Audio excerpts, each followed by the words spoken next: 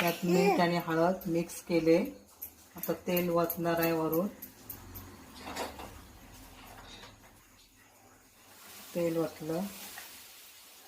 तेल वतायचं कारण खुसखुशीत होण्यासाठी, खुसखुशीत व्हायला पाहिजे म्हणून. गरम तेल ओतून मिक्स करून घेतले. आता थोड्या वेळाने ते मळायचं, थंड व्हायचं. आता असा भिजून घ्यायचा.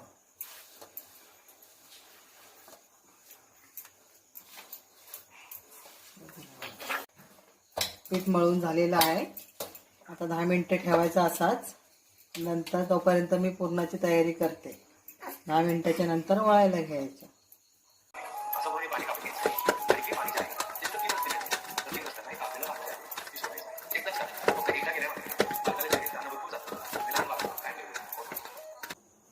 एवढा पीठ घ्यायचा, त्याला असा करायचा. असं झाल्यानंतर त्यात पुरण भरायचा घेतलेला आहे. असा बंद करायचा.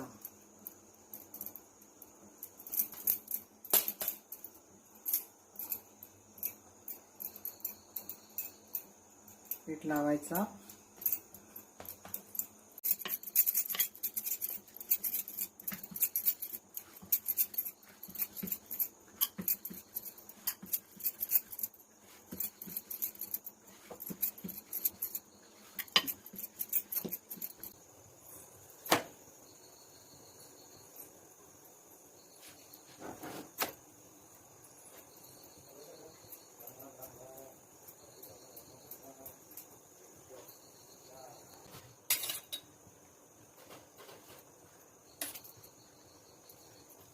असं तूप लावायचं.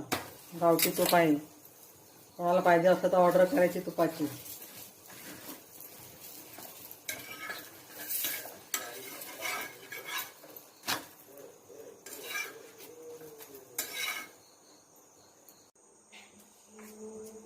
पुरणपोळ्या आमच्या रेडी झालेल्या आहेत.